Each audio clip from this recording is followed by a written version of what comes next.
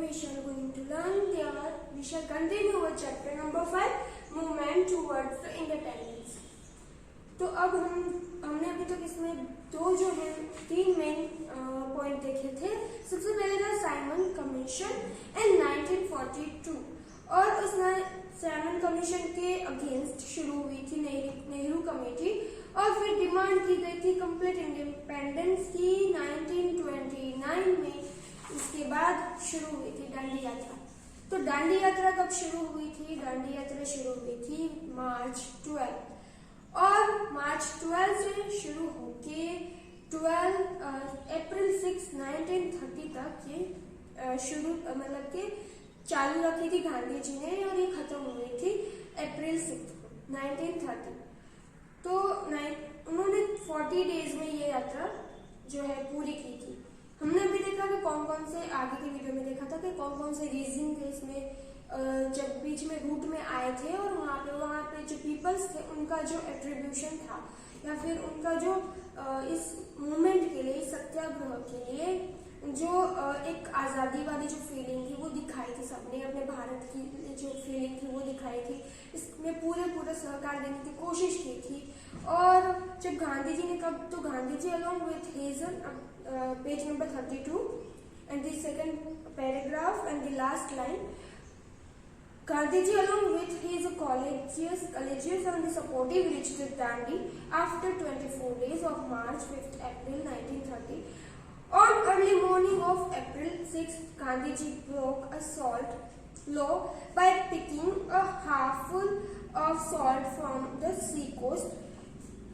In the loud voice, Gandhiji started, "I have broken the salt law," and while addressing the people gathered there, he uttered, "I, by this event, am applying salt to the foundation of building in the form of British Empire." Shri Mahadev Desai. अब यहाँ पे एक और महत्व, अब जब गांधी जी ने 6 अप्रैल को अपने हाथ में नमक लेकर वहाँ पर जो सी कोस्ट था वहां से नमक लिया और उन्होंने कहा कि मैंने ये जो नमक का कानून है वो तोड़ दिया, तब वहाँ पे ये नमक का कानून था, लो सॉल्ट लो था, वो यहाँ पे उन्होंने ब्रेक किया था। आपकी जो बुक है टेक्स्ट बुक उसमें इमेज भी दिया गया है कि उन्होंने कैसे ये ब्रेक किया था। और उनके साथ और बहुत सारे लोग हैं वो जुड़े थे सत्याग्रह में, अहिंसा जो उस पर चल के सत्याग्रह शुरू किया था। और यहाँ पे एक और नाम आता है Mahadev Desai. It is important name in the Dandi Yatra. उन्होंने बहुत ही ज्यादा जो है इसको सपोर्ट किया था दांडी यात्रा को और उन्होंने उसका नाम दिया था महापिनी संक्रमण, यानी कि यहीं से शुरू हुई थी हमारी रियल मूवमेंट्स और पूरे देश में कॉन्शियसनेस आई थी। Let's continue. The great renunciation journalist, photographer, writer, historians of India and across the world visited and they published report about what they witnessed in their own newspaper and book list। अब यहाँ पे बहुत सारी चीजें थी जो एक साथ हो रही थी। तो यहाँ पे इंडिया से बहुत सारे विजिटर्स आते थे, बहुत सारे जर्नलिस्ट, फोटोग्राफर्स, हिस्टोरियंस, राइटर्स, वो सारे जो हैं वो अपनी जो राइटिंग स्किल है उसमें इवेंट्स लिखते थे। ये गांधी जी की जो लॉ सॉल्ट लॉ तोड़ा उनकी जो पूरी स्टोरी है उन्होंने लिखी है या फिर उनके अकॉर्डिंग जो बहुत कुछ उन्होंने देखा जिसकी साक्षी वो बने उन्होंने वो हिस्ट्री में लिखा है, बुक लिस्ट में लिखा, न्यूज़पेपर में भी लिखा उन्होंने।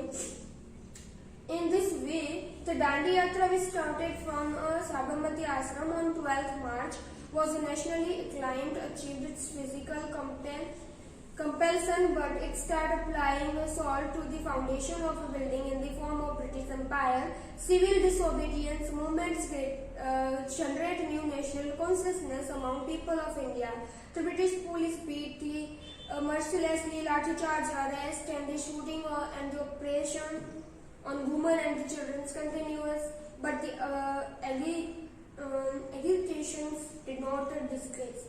अब यहाँ पे बहुत सारी चीजें एक साथ हुई, जैसे कि ये लॉ का जो सॉल्ट लॉ था यहाँ पे जब गांधी जी ने ब्रेक किया तो पूरे इंडिया में एक अलग ही कॉन्शियसनेस फैल गई थी, जागरूकता फैल गई थी। इस वजह से क्या हुआ कि जगह जगह पे लोग हैं इस अहिंसा के सत्याग्रह में जुड़ने लगे, मतलब ब्रिटिशर के खिलाफ बोलने लगे, मूवमेंट्स करने लगे। तो क्या हुआ कि ये मूवमेंट को रोकने के लिए, ऑप्रेस करने के लिए, दबाने के लिए ब्रिटिश एम्पायर ने बहुत सारी चीजें की, लाठी चार्ज किया, अरेस्ट किए लोगों को, शूटिंग यानी कि मारने तक की कोशिश की, उन्होंने बहुत सारी चीजें ये करी। पर जो ये कॉन्शियसनेस थी ये डिक्रेस थी, मतलब कि जो ये उनमें एक फीलिंग जो अराउज हुई थी उन्हें नहीं वो मतलब कि दबा पाए या फिर उन्हें कोई भी इनसे फर्क नहीं पड़ने लगा, क्योंकि वो पूरे जोश के साथ जो भारतवासी थे इस मूवमेंट में झूम चुके थे।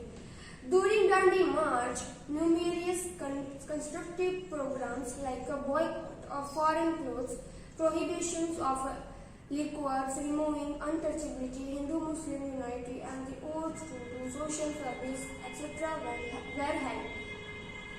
Dandi Yatra and the breaking of salt law brought not only a nationwide consciousness, but it was the boat of fame in the conducted for a boycotting, where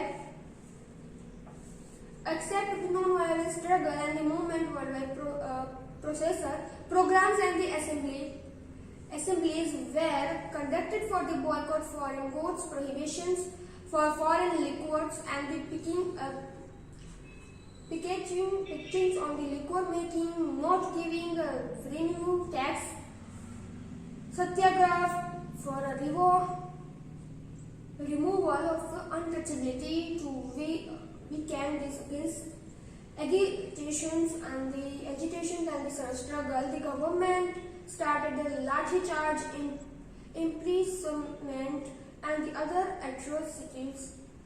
People reacted by the destroying the railway station, post office, police station, and the other government buildings.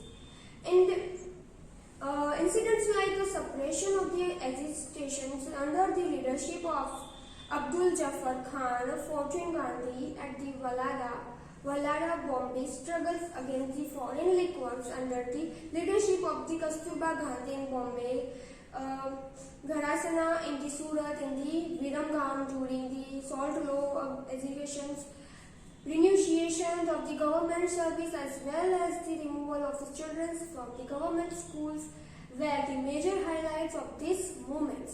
तो अभी यहाँ पे क्या हुआ था, ये बहुत सारी मूवमेंट्स कर रही थी। साथ ही साथ हमारे भारत में जो दूषण थे, कुरिवाज थे, छूत अछूत की प्रक्रियाएं थी, मतलब के कुरिवाज थे या फिर हिंदू मुस्लिम के बीच चल रहे झगड़े थे, उन सबको हटाने की बात है। और हिंदू मुस्लिम की यूनिटी जो है एस्टेब्लिश करने की बात है, जो ये शुरू किया गया काम धीरे धीरे, उनपे जो है रिमूविंग अनटचेबिलिटी, उनको रिमूव करने की कोशिश की गई। भारत में एक नई जागरूकता लाने की कोशिश की गई थी। उन्होंने ये बॉयकट शुरू किया फॉरेन चीजों का, कपड़ों का, जो भी पश्चिमी कल्चर था यानी कि अमेरिकन कल्चर था, ब्रिटिश कल्चर था, उसको किसी भी तरह से भारत में से हटाने के लिए पूरी कोशिश की, सारी चीजों का बॉयकट करना शुरू किया भारतवासियों ने। धीरे धीरे मूवमेंट बहुत आगे बढ़ी, मुंबई, बॉम्बे, बहुत सारे गुजरात में भी ऐसे स्टेट है यहाँ पे शुरू, मतलब गुजरात में भी ऐसे बहुत सारे सिटीज है उसमें शुरू हो गई थी ये।